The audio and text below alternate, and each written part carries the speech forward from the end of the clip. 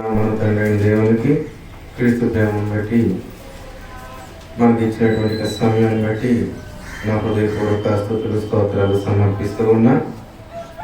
మన పరమ తండ్రిని ఆత్మతో సత్యంతో ఆరాధించడానికి చేరువచ్చిన ప్రియ సహోదరి సహోదరులందరికీ కూడా నా హృదయపూర్వక వందనాలు సమర్పిస్తూ ఉన్నానండి. కార్యక్రమాన్ని దేవునికరంగా నడిపించేట్లో సహకరిస్తున్న సహోదరులు రాజుగారికి నా హృదయపూర్వక వందనాలు సమర్పిస్తూ ఉన్నా. అలాగే స్థానిక దైవజనులు కూడా క్రీస్తు ప్రేమ బట్టి నా హృదయపూర్వక వందనాలు సమర్పిస్తూ ఉన్నానండి. మనము విశ్వాసమును కనుపరచుటలో భాగముగా నేర్చుకుంటూ ఉన్నాము. గత వారము అనగా గత నెలలో గత భాగంలో కొంత జ్ఞానమును మనము నేర్చుకుని ఉన్నాం. పేతురు రాసిన మొదటి పత్రిక 2వ అధ్యాయంలో ఉన్నటువంటి సంగతిని గురించి నేర్చుకుని ఉన్నాము. దానితో పాటుగా మరొక లేఖన భాగం చదువుకున్నాము. పేతురు రాసిన మొదటి పత్రిక 3వ అధ్యాయంలో ఉన్నటువంటి సంగతి. పేతురు రాసిన మొదటి పత్రిక 3వ అధ్యాయము 13వ వచనంలో ఉన్నటువంటి సంగతిని గురించి ఇంచుమించుగా 13వ వచనం నుండి 17వ వచనం వరకు కూడా మనకు ఒక భాగము తెలియచేస్తూ ఉన్నది.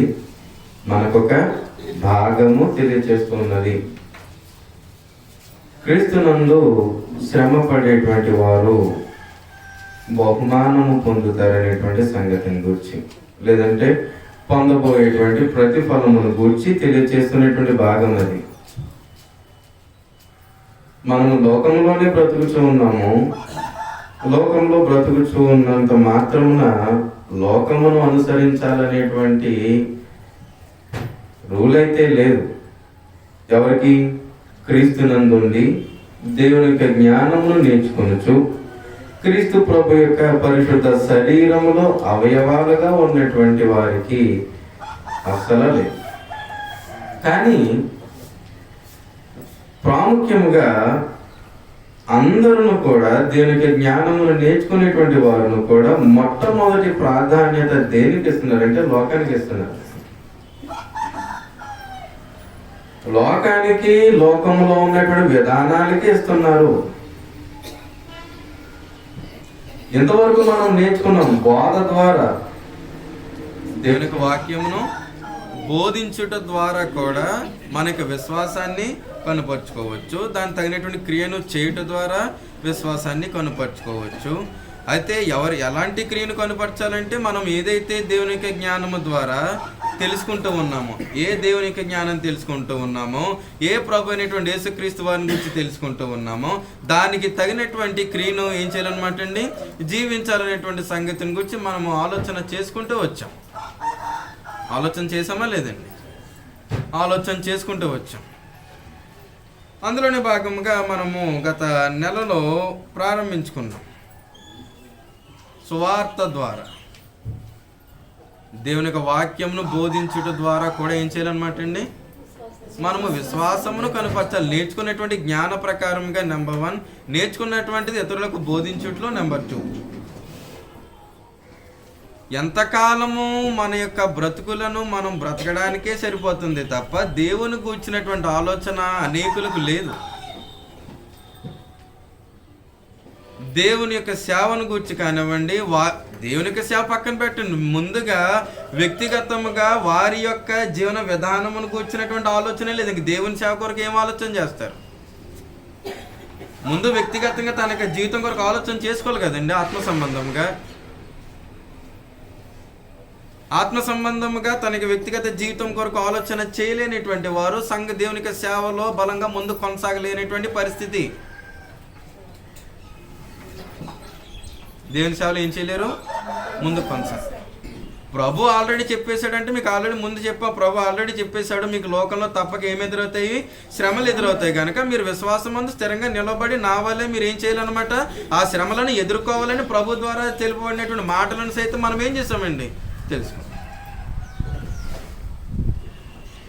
ఎంత వాక్యమును నేర్చుకున్నప్పటికీ ఏంటి మన యొక్క జీవన విధానం? దాని కొరకు ఎవరు ఆలోచన చేయట్లే. గమనిస్తూ ఉండగా ఏం తేలుతుందంటే వాక్యం అయిపోతుంది, జీవితాల్లో పోతున్నాయి. ఇప్పుడు మన యొక్క జీవితాలు వాక్యానుసారంగా ఉన్నాం, లోకానుసారంగా ఉన్నామంటే మీరు ఖచ్చితంగా లోకానుసారంగానే ఉంటున్నాయండి, మార్చుకోలేకపోతున్నామని బుర్ర ఊపుతారు తప్ప మేము లోకానుసారంగా ఎక్కువ ప్రాధాన్యత ఇవ్వట్లేదండి, ఆత్మ సంబంధంగానే ఉంటున్నామనే దానికి మాత్రం బుర్ర ఊపరు. ఒకవేళ వాక్యం చెప్తూ లోక సంబంధమైనటువంటి దాని కొరకు చెప్తే దానికే ఊపుతున్నారు తప్ప ఆత్మ సంబంధమైన దానికి అస్సలు అంగీకారం తెలపట్లే. అంటే జీవితం అంతా ఏ లైన్లో వెళ్ళిపోతుంది? మరి ఏం కనపరిచేది? విశ్వాసమును లోకానికి ఏం కనపరిచేదండి? కనీసం మనలో మనమే కనుపరుచుకోలేనటువంటి పరిస్థితిలో ఉండగా ఎప్పుడు లోకానికి మనం తెలియచేసేది, ఎప్పుడు దేవుని యొక్క సేవను మనం ముందుకు సంతోషంగా ఆత్మ సంబంధంగా ముందుకు కొనసాగింపజేసేది. ఎంత వాక్యాన్ని బోధించినా ఇంక అక్కడే అదే లోక సంబంధమైన స్థితిలో ఉంటామంటేనో అది దేవుడు అంగీకరించేటువంటిది కాదు. చదువుతాము 13వ వచనం నుండి, పేతురు రాసిన మొదటి పత్రిక 3వ అధ్యాయము 13వ వచనం నుండి చదవబోతాం. మాట్లాడినటువంటి సంగతి చాలా ప్రాముఖ్యమైనటువంటిది. మీరు మంచి విషయంలో ఆసక్తి గలవారైతే, ఏది మంచి విషయము? గ్రంథ ప్రకారంగా ఏది మంచి? ఆత్మ సంబంధమైనదా, భౌతిక సంబంధమైనదా? భౌతిక సంబంధంగా మీకు గత పాటలను కూడా చెప్పినట్టున్నా, భౌతిక సంబంధముగా ఇప్పుడు అనేకమైనటువంటి సేవా కార్యక్రమాలు జరుగుతూ ఉన్నాయి.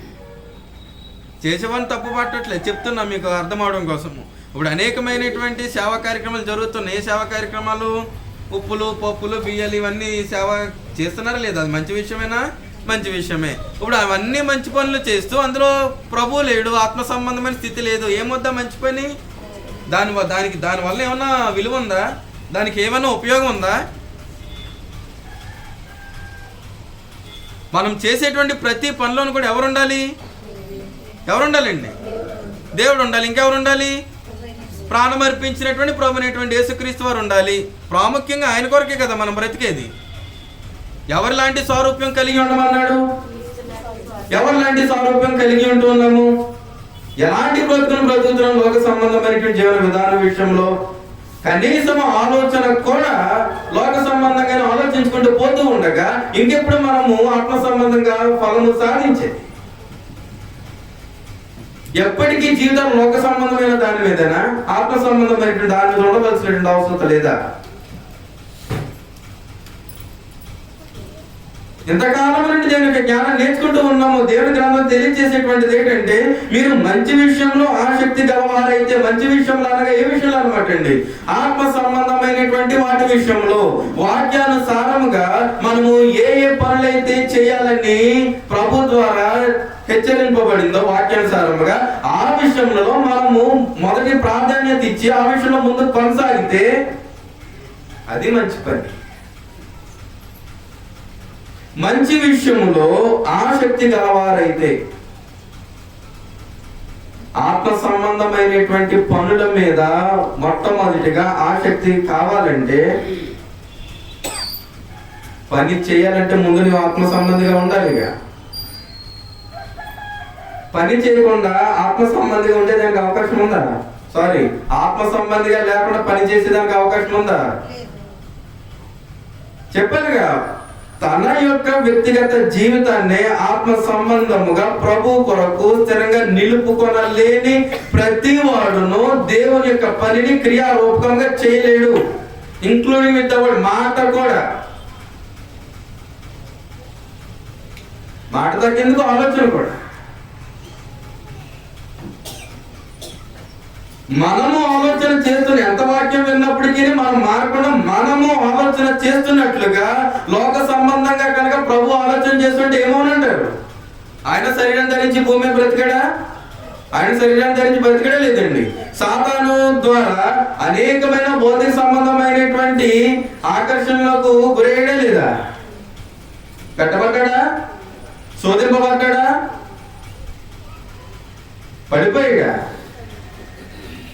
పడిపోయాడండి. ఆయన కూడా ఈ లోకంలోనే బ్రతుకుతున్నాడు.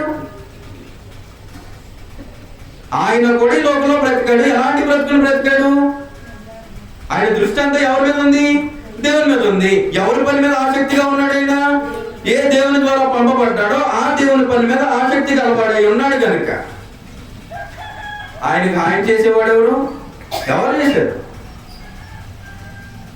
స్వయంగా తండ్రి అయినటువంటి దేవుడు ఆ పిలాతుకు అనగా ఆ గెత్సెమనేటువంటి వనంలో పట్టింపబడితేనే తప్ప ప్రభు దొరికేటువంటి సందర్భం కాదు.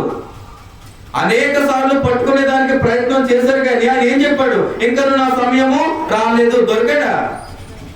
తప్పించలేదు దేవుడు. హాని చేసేవాడు ఎవడు? ఎలాంటి పరిస్థితులు ఎదురైనప్పటికీ ప్రభు అయినటువంటి యేసుక్రీస్తు వారు దేవుని యొక్క పని మీద ఆసక్తి కలిగిన వారే ఉన్నారు. అది మంచిది. దేవుని కొరకు అయినటువంటి పని విషయంలో ఆసక్తి కలిగి ఉండడమే మంచి పని. అది కాకుండా లోక సంబంధమైన వాటి కొరకే ఆలోచన చేసి లోక సంబంధమైన వాటి కొరకే జీవిస్తూ పోతూ ఉంటే ఎప్పటికీ జీవితంలో అంతే. That is not change. మార్పు ఉండదు. అనుభవించి తీరాల్సిందే. ఏ విషయంలో అయినా ఎవరైనా సరే లోపలంతా లోక సంబంధంగా పెట్టుకొని బయటికి ఆత్మ సంబంధంగా నటించేస్తే ఆ దేవునికి అదే కావాల్సింది. దేవునికి కావాల్సింది ప్రాముఖ్యంగా అంతరంగము.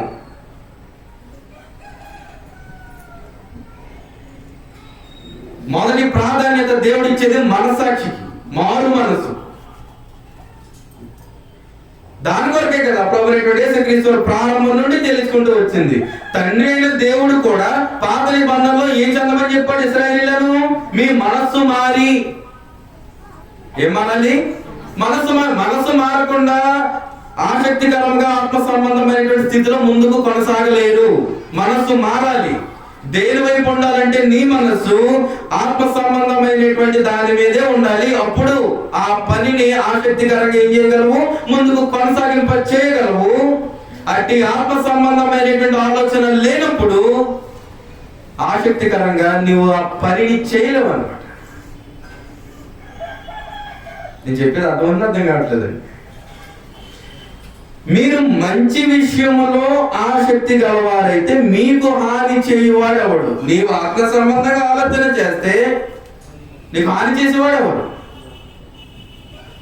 నువ్వు ఆత్మ సంబంధంగా పూర్తిగా దేవుని మీద ఆనుకొని నీ పని నువ్వు చేస్తున్నప్పుడు నీకు హాని చేసేవాడు ఎవడు? కారణం ఏంటి? నువ్వు ఆత్మ సంబంధంగా ఆలోచన చేస్తే ఎవరి కాపుదలో ఉన్నటువంటి వాడవు? దేవుని కాపుదలో ఉన్నటువంటి వాడవు. ఎవరు చేస్తారు సహాయము? దేవుడు చేస్తాడు. కనుక ఏదైనా నెగిటివ్ గా ఉండేటువంటి అవకాశం ఉందా? మనం చేసేటువంటి పని వ్యతిరేకంగా జరిగే అవకాశం ఉందా దేవుడు తోడే ఉన్నప్పుడు? మరి ఎక్కడ తేడా వస్తుంది? ఎక్కడ తేడా వస్తుందండి జీవితాల్లో? క్రీస్తు ద్వారా అనుగ్రహింపబడినటువంటి ఈ ఆత్మ సంబంధమైన జీవితమును కడవరకు నమ్మకంగా ముందు కొనసాగింప చేయవలసిన అవసరం ఉండగా మధ్యలో పంటిలు కొట్టడం గల తేడా ఎక్కడొస్తుంది? అసలు ఎందుకు వస్తుంది?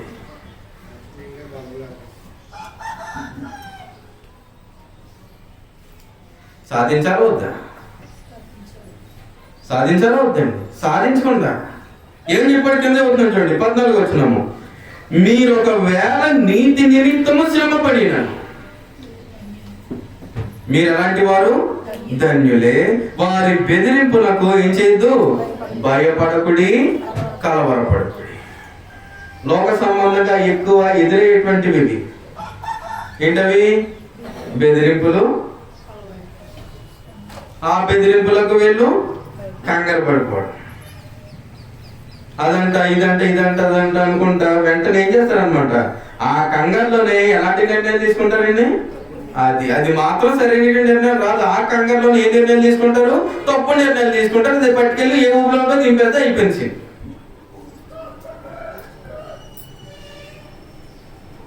చెప్పాడంటే ఎంత జాగ్రత్తగా నడిపించుకోవాలండి జీవితాన్ని. చెప్పాడా? చెప్పాడు. ఏమని? మీరు ఒకవేళ నీతి నిమిత్తము శ్రమ పడినను, నీతి నిమిత్తము శ్రమ పడినను. క్రైస్తవులుగా జీవిస్తూ ఆ జీవితంలో కూడా మీరు శ్రమ పడితే ఏం చెప్పమని చెప్తున్నాడు అనమాట? పారిపోమన్నాడా? వదిలేమన్నాడా? ఒకవేళ అది కూడా జరగకపోతే నీకు నచ్చినట్టు ఆలోచన చేసుకోని చెప్పాడు. ఏం చేయమని చెప్పాడు? శ్రమ పడినను మీరు ఎలాంటి వారు? ధన్యులు. ఎవరి దృష్టిలో ధన్యులు? ఎవరి దృష్టిలో? తిమోతికి రాసిన పత్రిక 2వ పత్రిక 3వ అధ్యాయం. తిమోతికి రాసిన 2వ పత్రిక 3వ అధ్యాయము 12వ వచనము. 3వ అధ్యాయము 12వ వచనం.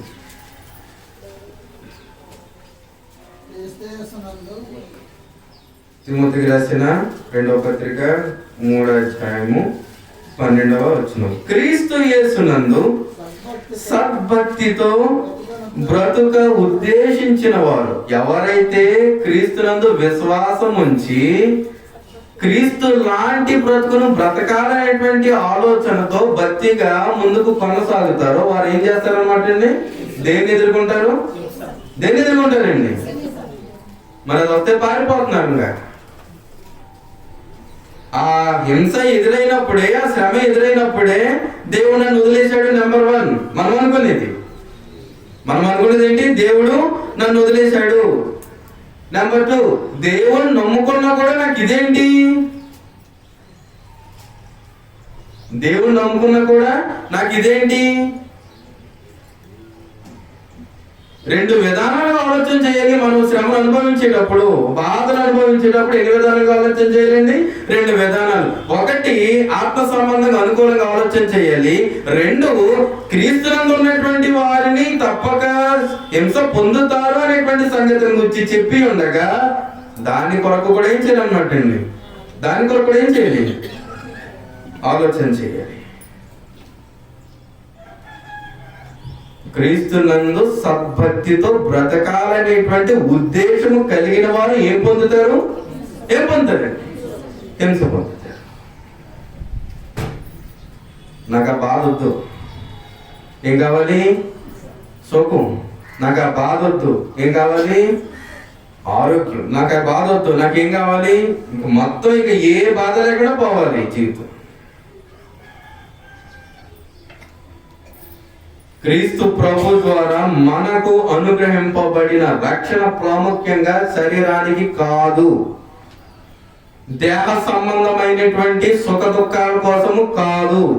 ఆయన అంతటి శ్రమను పొంది అంతటి బాధను అనుభవిస్తా మన యొక్క దేహ సంబంధమైనటువంటి సుఖ సంతోషాల కొరకు కాదు. ముందు నీ ఆత్మ సంబంధమైనటువంటి స్థితిని స్థిరపరచుకొని గమ్యానికి చేరుస్తావని, ఆ ఆత్మ సంబంధమైనటువంటి స్థితిని బట్టి నీ దేహమును కూడా ఏ తప్పు చేయకుండా శుద్ధిపరచుకుంటావని. నీ అంతరంగమే శుద్ధి కానప్పుడు, నీ ఆత్మ సంబంధమైన స్థితి ప్రభువులో స్థిరంగా నిలవబడలేనప్పుడు దేహం ఎప్పటికీ బాగుపడదు.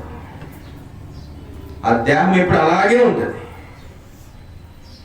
ఏమని చెప్తున్నాడు? క్రీస్తు నందు సద్భక్తితో బ్రతుక ఉద్దేశించిన వారందరూ ఏం పొందుతారు? హింస పొందుతారు. ఇంకేం చెప్పాడు మత్తయి సువార్తలో?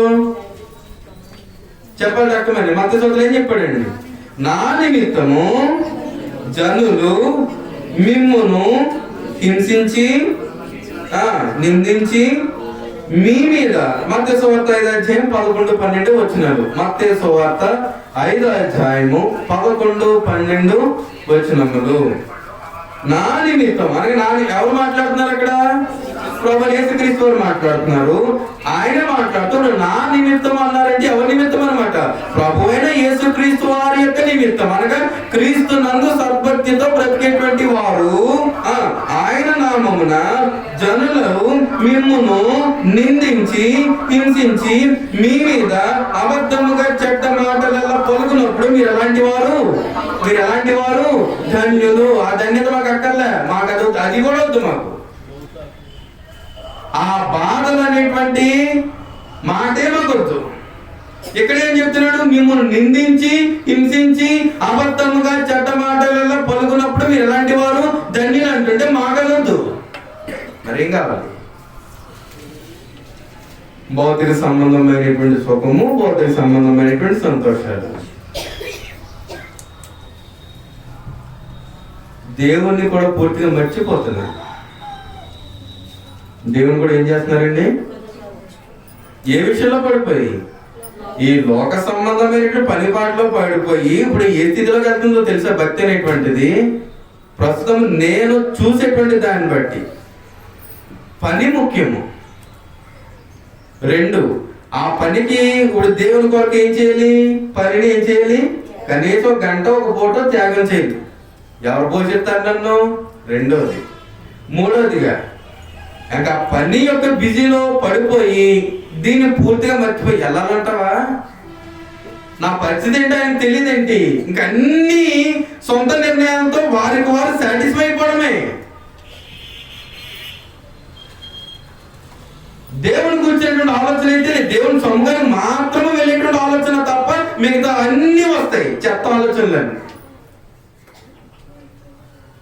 పనికి వెళ్ళిపోవాలి, సంపాదించుకోవాలి, ఇంకా అదే బతుకు. అందుకోసమే పంపించాడు ఈ భూమి మీదకి. ఎవరిని? పరిశుద్ధుడైనటువంటి ప్రభువైన యేసుక్రీస్తు వారిని. మనం లోక సంబంధంగానే పనులు చేసుకుంటూ బ్రతకాలని చెప్పేసే కదా ఆయన స్వరక్తము ఆఖరి బొట్టు వరకు కార్చింది. దానికోసం మనకు ప్రాకులాగా దేవుని సముఖంలో సంపూర్తిగా మనశ్శాంతిగా సంపూర్ణంగా ఉండేటువంటి ఆలోచన కూడా లేకుండా బ్రతికేది దానికోసమే. మనస్ఫూర్తిగా దేవుని సముఖంలో కూర్చునే దానికి అవకాశం ఉందా? లేదు. కొంత టైం మనస్ఫూర్తిగా కూడా దేవుణ్ణి ఆరాధించే అవకాశాలు కూడా ఏం లేవన్నమాట అండి. లేని బ్రతుకులు అయిపోతున్నాయి ఇప్పుడు. అంటే పూర్తి దృష్టి దేని మీద ఉంది? అంటే వారి దృష్టి దేని మీద ఉందన్నమాట. ఎలా ఉందన్నమాట? మీరు హింసింపబడి నిందించబడి అబద్ధముగా చెడ్డ మాటలు పలుకున్నప్పుడు మీరు ఎలాంటి వారు? ధన్యులు అని చెప్తే ముందు మేము లోక సంబంధంగా స్థిరంగా పొందితేనే మా యొక్క ధన్యత. లోక సంబంధంగా మేము త్వరగా వెళ్ళకపోతే, టైంకి వెళ్ళకపోతే మా యజమాని మా మీద పడిపోతాడు. అంటే ఈయన కొరకు అక్కర్లేదు అనమాట. ఎవరి కొరకు? దేవుడు అనేటువంటి ఆ యజమానులకే యజమానుడు అయినటువంటి, రాజులకే రాజు అయినటువంటి ఆ దేవుని యొక్క మెప్పు అవసరంలా. ఈ భూ సంబంధమైనటువంటి యజమానులకు మెప్పు కావాలి. వారి ద్వారా మాటలు పడకూడదు. ఈ లోక సంబంధంగా మెప్పు అంటే సరిపోద్ది. మంచి పాయింట్స్, మంచి మార్కులు సంపాదించాలి. ప్రాణం అర్పించిన ప్రభు యొక్క మాట్లాడకల్లా ప్రభు లాంటి బ్రతుకును బ్రతుకుతూ తండ్రి దేవుని దగ్గర నుండి మార్కులు అవసరంలా. కానీ ఇక్కడ ప్రభు ఏం చెప్తాడు? స్వయంగా నా నిమిత్తము మీరు నన్ను విశ్వసించినటువంటి వారు ఎవరైనాను బాధింపబడినను మీరు ధన్యులు. ఏం చేయమని చెప్తున్నాడు? సంతోషించి ఆనందించడం మాకదొద్దు. బాధలో సంతోషం ఏంటండి? తట్టుకోలేకపోతుంటండి. ప్రభు నిమిత్తం వేరే కొందెచ్చుకున్నాయి కాదు నేను మాట్లాడుతుంటా. ప్రభు నిమిత్తం ఎదురయ్యేటువంటి బాధలు అన్ని తెచ్చి మళ్ళీ ఇందులో పెట్టేయండి. ప్రభు లాంటి బ్రతుకును బ్రతుకుతూ హింస పొందేటువంటి వారికి ఆ సమస్యలు ఉన్నాయి, ఈ సమస్యలు ఉన్నాయి, అయ్యి అట్ల కోసం మాట్లాడలేదు. మళ్ళీ అన్ని తెచ్చి ఇందులో పెట్టేకండి. ఆత్మ సంబంధమైన స్థితి కొరకు మాత్రమే నువ్వు ఆత్మ సంబంధంగా నీ జీవితాన్ని ప్రభువులోనికి నడిపించుకున్నట్లు ఏదైనా ఆటంకం వస్తే దాని కొరకు మాట్లాడతాడు. ఆ విషయంలో భరించి సంతోషించి నీ ఆత్మీయ జీవితాన్ని గమ్యాన్ని చేర్చుటకు సిద్ధపడమని చెప్పాడు తప్ప నీ భౌతిక సంబంధమైనటువంటి సమస్యల్లో శోధనలో అవన్నీ కూడా క్రీస్తు ద్వారానే కలిగి అనుకుని ఈయన గంటించేకండి. ఇది ఇప్పుడు ఫ్యాషన్ అయిపోయింది. ప్రతి సమస్య కూడా ఆయన గంటించేసి ఆయన ద్వారానే జరిగింది. ఇప్పుడు ఈ నేరస్తుడు ఎవరైపోతున్నారు? ఓన్లీ ఇక్కడ మాట్లాడేది ఆత్మ సంబంధమైనటువంటి స్థితి కోసం మాత్రమే. ఆత్మ సంబంధమైన స్థితి కోసము నా నిమిత్తం అన్నాడు. రక్షణ ఆత్మ సంబంధమైందా భౌతిక సంబంధమైందా అండి? ఆత్మ సంబంధమైనది. క్రీస్తు లాంటి జీవితాన్ని జీవించడం అనగా, క్రీస్తు లాంటి సంపూర్ణత సంపాదించడం అనగా, క్రీస్తు లాంటి మనస్సు కలిగి ఉండడం అనగా ఆత్మ సంబంధమైన స్థితిలా భౌతిక సంబంధమైన స్థితిలా? ఆత్మ సంబంధమైనవి. ఇప్పుడు బాధలు కూడా ఏ సంబంధమైనవి? ఏ సంబంధమైనవి? ఆత్మ సంబంధమైనవి. ఏది ముందుకు వెళ్లకుండా? నీ ఆత్మీయ జీవితం ముందుకు వెళ్లకుండా. ఎంతకీ నువ్వు ఆ ప్రభువులో స్థిరంగా ఉన్నావా? ప్రతిదీ క్రీస్తు ద్వారా వచ్చేటువంటి ప్రతిదీ కూడా ఆత్మ సంబంధమైందే. నీ లోక సంబంధమైనటువంటి వాటిని బట్టి నీవు కొని తెచ్చుకునేటువంటి సమస్యలు కూడా దయచేసి వారికి అంటించు. ఎవరికి? దేవునికి, ప్రభువైనటువంటి యేసుక్రీస్తు వారికి అంటించి వారిని నేరస్తులుగా చేయి. మాకు నువ్వు ఆత్మ సంబంధంగా జీవించి ఏ విషయంలో ఆసక్తిగా ఉండాలి? అట్టి ఆత్మ సంబంధమైనటువంటి మంచి విషయాల్లోనే ఆసక్తిగా ఉండాలి. ఒకవేళ అట్టి మంచి ఆత్మ సంబంధమైనటువంటి విషయాల్లో ఆసక్తిగా ఉన్నటువంటి వారికి ఎవరు ఏవైనా హింసలు గాని, నిందలు గాని, అబద్ధంగా చెడ్డ మాటలలో పలుకున్నప్పుడు ఏం చేయమంటున్నాడు? సంతోషించి ఆనందించమంటున్నాడు. ఆ విషయాల్లో, భౌతిక సంబంధ విషయాల్లో కాదు. దేవుని వాక్యం ప్రతిదీ కూడా భౌతిక సంబంధమైన దాని కొరకు మాట్లాడలే, ప్రతిదీ కూడా ఆత్మ సంబంధమైన దాని కొరకు మాత్రమే మాట్లాడింది. మనం ఆత్మ సంబంధమైన స్థితి కొరకు మాత్రమే ఆలోచన చేయాలి. ఎన్నిసార్లు చెప్పినా ఇక్కడికి వెళ్ళకపోవడం ద్వారా జీవితాలు తెలిసిపోతున్నాయి. ఏం చెప్పాడు మత్తయి సువార్త 6వ అధ్యాయంలో? ఏమి తిందుమో, ఏమి త్రాగుదామో, ఏమి ధరించుకుందామో మీరేం చేయొద్దు, చింతించవద్దు. మీరు మొట్టమొదటిగా ఆత్మ సంబంధముగా ఆయన రాజ్యంలో నీతిని మొట్టమొదటి వెతకండి, అడగకుండా అవన్నీ ఇస్తానని చెప్పాడుగా. మంచిగా అవన్నీ కావాలని పరలోకమందున్న తండ్రికి తెలుసని చెప్పినా కూడా మేము దృష్టి దాని మీదే పెడతామంటే ఎప్పుడు ఆత్మ సంబంధంగా జీవితం స్థిరపడేది? కనీసము ప్రభు నిమిత్తం చెమట కాచలకు కూడా మనము సిద్ధపడకపోతే అదే పెద్ద బాధ అనుకుంటే, అదే పెద్ద భారం అనుకుంటే మరి రక్తం కాచిన వాడు ఏమైపోవాలి?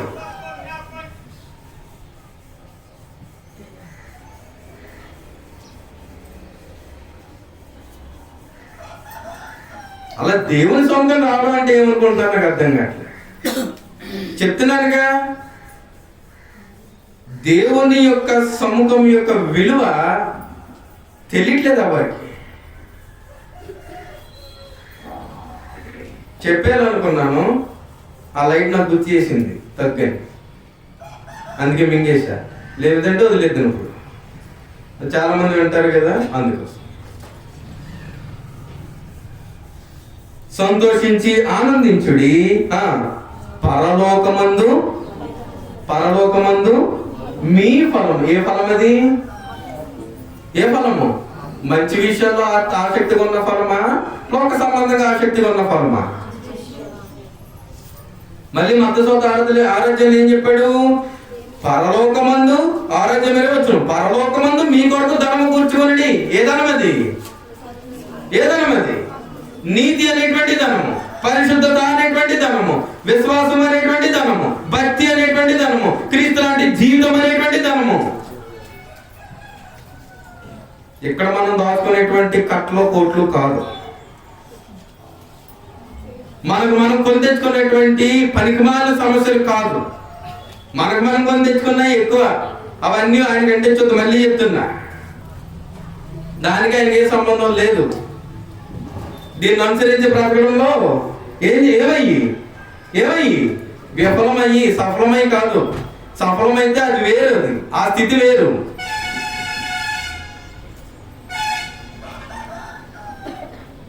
కనీసం మాట్లాడినా, కనీసం ఆలోచన చేసినా ఏం చేయడం లోకమే.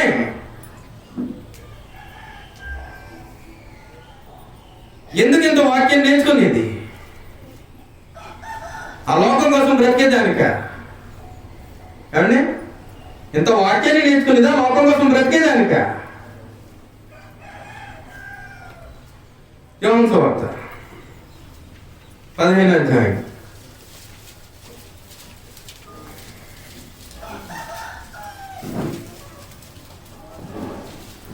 యోహాను సువార్త 15వ అధ్యాయము 18, 19 వచనం చదువుతాం. యోహాను సువార్త 15వ అధ్యాయం. లోకము మిమ్మును ద్వేషించిన యెడల, తీసారండి పేజ్ నెంబర్ 96, యోహాను సువార్త 15వ అధ్యాయము 18, 19 వచనములు. తీసారండి అందరూని? 15వ అధ్యాయము 18, 19 వచనములు చదువుతున్నా. లోకము మిమ్మును ద్వేషించిన యెడల మీకంటే ముందుగా నన్ను ద్వేషించినని మీరు ఎరుగుదురు. మీకంటే ముందుగా నన్ను. దేనిని బట్టి? వారికి క్రీస్తునందు ఉన్నటువంటి ఆ భక్తిని బట్టి, ఆ విశ్వాసాన్ని బట్టి తెలిసిపోద్ది. నేను ఎలా బ్రతుకుతున్నానో నాకు తెలియదండి. ఆత్మ సంబంధంగా ఇచ్చేశాడుగా, వాక్యాన్ని ఇచ్చాడా లేదండి? నేను ఎలా బ్రతుకుతున్నానో ఆత్మ సంబంధంగా నాకు నేనుగా తెలుసుకునేటువంటి అవకాశం ఉందా లేదా? ఉంది. అంటే నేను పొందేటువంటి బాధలు ఇప్పుడు ఆత్మ సంబంధంగా కలిగినవా భౌతిక సంబంధం కలిగినవా తెలిసిపోద్ది. ఒకవేళ నేను ఆత్మ సంబంధంగా బ్రతుకుతూ అట్టి ఆత్మ సంబంధంగా నేను బాధలను ఎదుర్కొంటే నాకు ఏం తెలుస్తుందంట? ముందుగా ప్రభువును ద్వేషిస్తున్నారనేటువంటి సంగతి తెలుస్తుందంట. ద్వేషించినని మీరు ఎరుగుదురు. 19వ వచనం, మీరు లోక సంబంధులైన ఎడల, మన కోసమే చాలా స్పష్టంగా మాట్లాడేస్తున్నాడు. మీరు లోక సంబంధులైన ఎడల లోకము తన వారిని స్నేహించి, అంటే వీరు కూడా దేని స్నేహిస్తారనమాట? ఇద్దరు కలిస్తేనే కదా స్నేహము. ఒకరు చేస్తే స్నేహమా? ఇద్దరు కలిస్తేనా? అది వీళ్ళ దగ్గరికి వచ్చినా వీరు దాని దగ్గరికి వెళ్ళినా ఇద్దరు కలిసినప్పుడే లోక స్నేహము. మీరు లోక సంబంధులైన ఎడల లోకం ఏం చేస్తుంది? తన వారిని ప్రేమించును. ఎవరికైతే భక్తి ఉండదో, ఎవరికైతే విశ్వాసం ఉండదో, ఎవరైతే లోకం కొరకే ఆలోచన చేస్తారో అలాంటి వారి లోకం ఏం చేస్తుందంట? స్నేహిస్తుందంట. లోకము స్నేహిస్తుంది అంటే దాని అర్థం ఏంటన్నమాట? ఈ లోకాధికారి ఎవరు ప్రస్తుతము? ఎవరండి? సాతాను.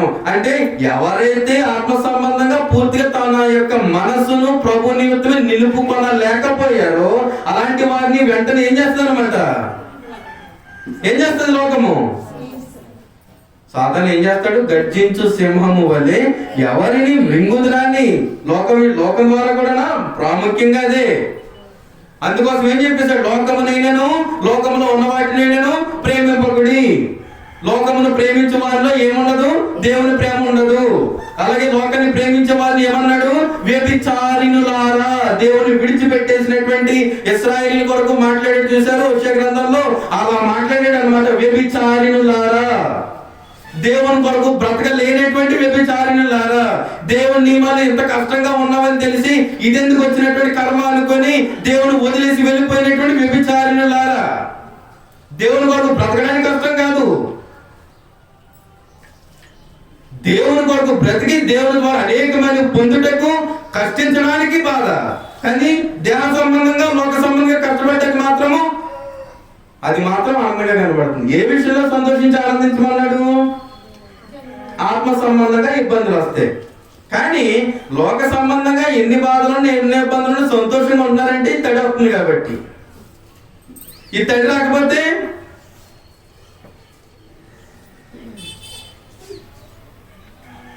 గదే శాశ్వతము కదా. ఆత్మ సంబంధమైనటువంటి జీవితం కదా శాశ్వతము. స్వయంగా ప్రభువే చెప్తున్నాడు, మనం ఆ ప్రభునందు ఉన్నటువంటి వారు. ఆయన తన యొక్క జ్ఞానం ద్వారా మనకిచ్చేటువంటి హెచ్చరిక, మంచి విషయములలో ఆసక్తులై ఉండు. అనగా ఆత్మ సంబంధంగా ఏమై ఉండాలి? ఆసక్తిగా. ఏ విషయాల్లో? ఆత్మ సంబంధమైనటువంటి విషయాల్లో. ఏవి ఆత్మ సంబంధమైన విషయాలు? నీతిగా బ్రతకడము, విశ్వాసపడిగా నీ జీవితం నడిపించుకోవడము, దేవుని యొక్క సేవలో ఆత్మ సంబంధిగా పాలు పొందడము, సహకరించడము, ఇవన్నీ కూడా. ఎంత వాక్యం బోధిస్తున్న నిర్లక్ష్యంగా ఉండడం అనేటువంటిది కొని తెచ్చుకునేటువంటి గొప్ప శాపం అది. ఆయన అలా బోధించుకుంటూ పోతాడు. టైం అయ్యాక అలా కూర్చుందాం, ఏదోటి కాలక్షేపం చేసేద్దాము, ఏదోటి గడిపేద్దాము. గడిపేసుకోండి. అనుభవించాల్సింది ఎవరు? నేనా అండి? ఏమండి? ఏదో మొక్కుబడిగా ఉంటే నేనా దానికి బాధ్యుని? నేనేదో బాధపడతానో, నేనేదో అనేస్తానో దేవుని సముఖానికి వచ్చారనుకోండి, అది భక్తి కాదు. అదే మంచి విషయాల్లో ఆసక్తి అంటే దేవుని సొంతం రావడానికి కూడా మంచి విషయంలో ఆసక్తి. భక్తిగా దేవుని సొంతంలో కూర్చోవడము మంచి విషయంలో ఆసక్తి. దేవుని వాక్యాన్ని బోధించేటప్పుడు గ్రంథాన్ని చేతిలో పెట్టుకొని చదివేటువంటి ప్రతి లేఖనమును చూస్తూ ఆ చెప్పేటువంటి లేఖనాన్ని అర్థం చేసుకుంటూ దాని ప్రకారంగా జీవితం మార్చుకోవాలంటే ఆలోచన ఎవరైతే కలిగి ఉంటారో వారు మంచి విషయాల్లో ఆసక్తి, అది మంచి విషయము. నేను చెప్పినట్లు చెడ్డ ఏమైనా ఉందా? వాక్యం వినడము, వాక్యం చదవడము ఇదంతా చెడ్డవా అండి, మంచివా?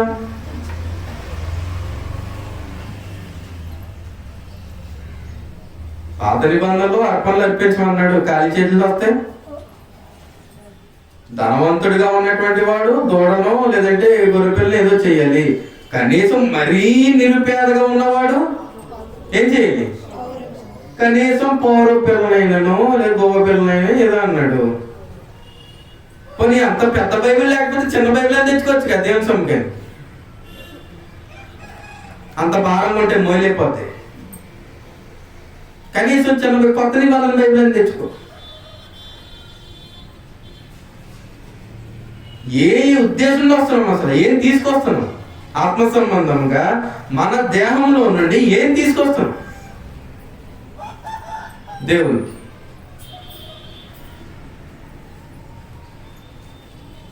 లోకాన్ని ప్రేమిస్తే కొని తెచ్చుకోవడమే, లోక విధానంలో ప్రతిదే కొని తెచ్చుకోవడమే. దేన్ని విడిచిపెట్టి ఆసక్తిగా ఉండేటువంటి మంచి విషయాన్ని పక్కన పెట్టి, అనగా ఆత్మ సంబంధమైనటువంటి స్థితులన్నీ పక్కన పెట్టి లోక సంబంధమైనటువంటి వాటి కొరకు మాత్రమే ఆలోచన చేస్తే కొని తెచ్చుకోవడం.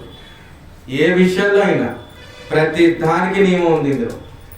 ప్రతి దానికి మనకి జీవితంలో అనుభవించేటువంటి చేసే ప్రతి దానికి ఇందులో ఉంది. నా సొంతం కాదు, నేను క్రీస్తు ప్రభు యొక్క శరీరంలో అవయవంగా ఉన్నానంటే నా సొంతమా? మరి ఎవరి సొంతము? ఎవరు చెప్పినట్టు పోవాలి? నాకు అనుకూలంగా ఉంటేనే ఇది నాకు అనుకూలంగా లేదనుకో, అది అలాగే చెప్తాడండి. దేని తీసిపడేది అంటే వాక్యాన్ని పక్కన పెట్టామంటే ఇప్పుడే చెప్పాడుగా. ఎవరిని పక్కన పెట్టేస్తారు? ప్రభువునే పక్కన పెట్టేస్తారు. చదువుతున్నాను 19 మీరు లోక సంబంధులైన యెడల లోకము తన వారిని స్నేహించెను, అయితే మీరు లోక సంబంధులు. గుర్తుపెట్టుకోండి, ఈ కాపోలు స్థానిక క్రీస్తు సంఘ సహోదరులు లోక సంబంధులు కారా? లోక సంబంధంగా ఆలోచనలు వస్తున్నాయా? లోక సంబంధంగా ఆలోచనలు రావట్లేదా? పూర్తిగా అత్యధికమైనటువంటి స్థానము లోక సంబంధమైనటువంటి దాని మీద ఉందా? లోక సంబంధమైనటువంటి కాని దాని మీద ఉందా? దేని మీద ఉంది? ఆలోచన చేసుకోండి. మీకు ఆల్రెడీ ముందు మాసిదోనియా సంఘాల కొరకు మాట్లాడేటప్పుడు చెప్పా, మాసిదోనియా సంఘంలో అనుగ్రహింపబడినటువంటి దేవునికి కృప ఆత్మ సంబంధంగా ఉంటే దేవునికి కృప, ఆత్మ సంబంధంగా లేకపోతే దేవునికి కృప. ఎప్పుడు ఉంటేనా లేకపోతేనా? ఆత్మ సంబంధంగా ఉంటేనే కదా దేవునికి కృప విస్తరింప చేయబడేది. అంటే ఆత్మ సంబంధంగా లేకపోతే ఏం లేదనమాట. దేవునికి కృప విస్తరింప చేయబడే అవకాశం లేదు. ఎవరెవరైతే ఆత్మ సంబంధంగా కాక లోక సంబంధంగానే ఆలోచన చేస్తున్నారో, మంచి విషయాల్లో ఆసక్తిగా ఎవరైతే ఉండలేకపోతున్నారో ఆత్మ సంబంధమైన విషయాల్లో, వారు ఆయన వారు కారు. ఎప్పటికీ అనుకుంటాం అంతే. మనము ఆయన వారమా కామా ప్రశ్నించుకోండి. ఆయన వారిలాగా ఉండడానికి సిద్ధపడుతున్నామా లేదా అనేటువంటిది ప్రశ్నించుకోండి. కనుక అయితే మీరు లోక సంబంధులు కారు. మీరు ఎవరనమాట? క్రీస్తునందు విశ్వాసం ఉంచిన వారు. ఇప్పుడు ఉన్నటువంటి స్థితిని బట్టి ఆలోచన చేస్తే క్రీస్తు రక్తములో కడుగబడి క్రీస్తు శరీరంలో అవయవాలుగా అమర్చబడిన వారు, కరెక్ట్ గా ఫిట్ అయినటువంటి వారు. ఫిట్ అవ్వలేనటువంటి వారి కోసం కాదు, కరెక్ట్ గా ఫిట్ అయినటువంటి వారు ఏ సంబంధులు కారు? అమర్చబడాలి. వంకరగా ఉన్నదని తీసి పాడేస్తారుగా. కరెక్ట్ గా పెట్టుంటేనే గోడలో అమర్చేది, అది కూడా అమర్చబడేది. అది వంకరగా ఉంటే గోడ కూడా ఏమవుతుంది అనమాట. ఇప్పుడు ఇది ఎలా కనబడుతుంది? ప్లాస్టిక్ చెప్పిన బాగానే వదిలేశారు. ఎలా కనబడుతుంది? లైన్ కనబడుతుందా లేదా? అది ఇప్పుడు వంకరగా ఉందనుకోండి, ఎలా కనబడుద్ది? వంకర టింకరగా కనబడుతుంది. అంటే కూడా అది ఏమైంది అనమాట, సమానంగా ఉంది కాబట్టి గోడ ఏమైంది? ఫిట్ అయింది. ఇప్పుడు గోడ అంతా ఎలా కనబడుతుంది? సమానంగా ఉంది. అది వంకర టింకరగా ఉంది అనుకోండి, గోడలో స్ట్రైట్ వచ్చే అవకాశం ఉందా? స్థానిక సంఘం అంతే. ఒకవేళ అమర్చబడలేనటువంటి స్థితిలో ఎవరైనా తమ ఆత్మీయ జీవితాలు నడిపించుకున్నట్లయితే సరిగ్గా ఉన్నటువంటి వారు వారిని మార్చేదానికి ప్రయత్నం చేయాలి. ఏలెట్టో తిప్పేయకూడదు. We have to try to change. ప్రాముఖ్యంగా ఆలోచన చేయాలంటే క్రీస్తు శరీరంలో చక్కగా అమర్చబడిన వారు ఎవరు సంబంధులు కారు? ఎవరు సంబంధులు కారండి? మాట్లాడండి. లోకం నా లోకాన్ని అంటావా అన్నట్టు చూస్తున్నారు ఇది. ఎవరు వారు కాదు? మాట్లాడరే.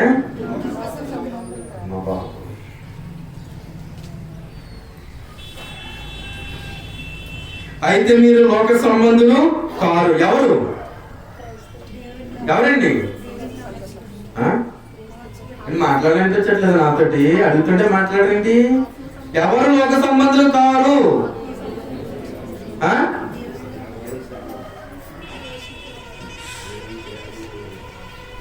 నేను చెప్పింది అర్థం కాక మాట్లాడట్లేదా? లేక నీకు మేము సమాధానం చెప్పము, నువ్వు అడిగితే మేము చెప్పేది ఏంటని మాట్లాడట్లేదా? ఏమండి, ఎందుకు రావట్లేదు నాకు సౌండ్? నేను వదిలేనా లేకపోతే వెళ్ళిపోనా? ఎవరు లోక సంబంధులు కారు? క్రీస్తునందు ఉన్నటువంటి వారు, క్రీస్తు సంఘంలో ఉన్నటువంటి వారు, క్రీస్తు శరీరంలో అవయవాలుగా ఉన్నటువంటి వారు ఎవరు వారు కారు? లోక సంబంధులు కారు. అంటే ఎవరు సంబంధులు? క్రీస్తు సంబంధులు, దేవుని సంబంధులై ఉన్నారు. అలాంటి వారు ఏ విషయంలో ఆసక్తిగా ఉంటారు? మంచి విషయాల్లో. నేను మిమ్మల్ని లోకములో నుండి ఏర్పరచుకుంటుని. ఆ లోకములో అనబడినటువంటి పాప స్థితిలో నుండి మిమ్మల్ని ఏం చేశాను? నేను ఏర్పరచుకున్నాను అనగా ప్రత్యేకపరచుకున్నా. ఎక్కడి నుండి? లోకములో నుండి ప్రత్యేకపరచుకున్నాడు. అంటే ఏం చేశాడు? పక్కకి తెచ్చేశాడు. అవునా కదండి?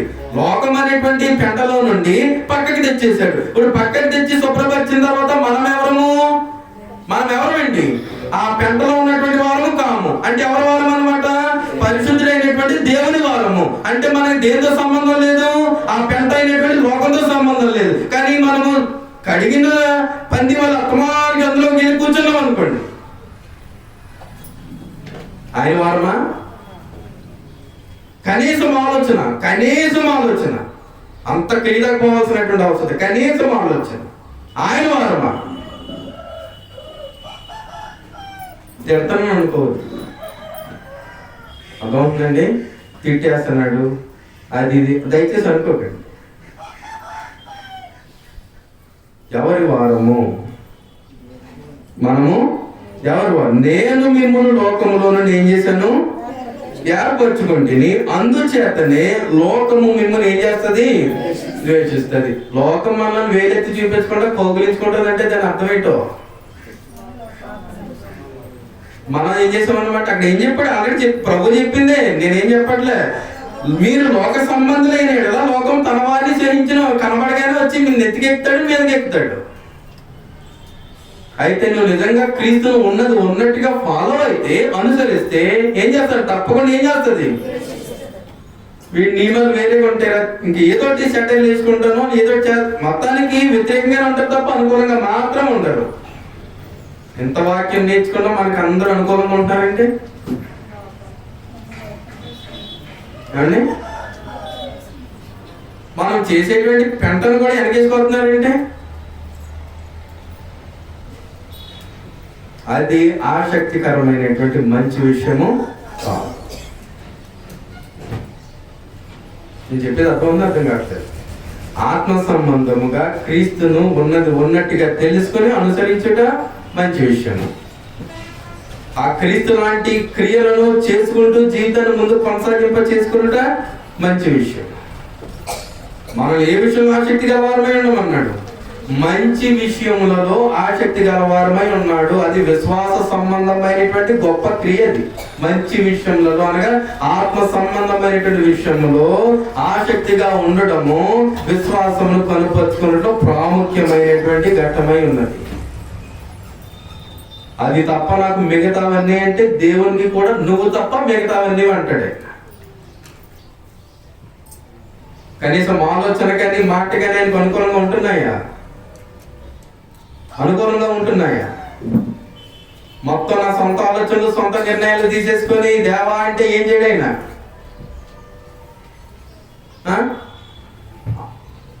బుడ్డిలో నూనె వేస్తే దీపం వెళ్తుందని తెలుసు. దేవుని పరీక్షించలాగన్నట్టుగా సగం నీళ్లు సగం నూనె వేసేవానికి వెలుగుతుందా? ఎలాగదని నీకు తెలుసు, కానీ దేవుడు కంపల్సరీ వెలిగిస్తాడు. చూడు అదేంటది. అలా ఉన్నాయి ఇప్పుడు అందరి యొక్క స్థితి. అందరేంటి మిమ్మల్ని అందనట్లే, కొంతమంది ఉన్నారు.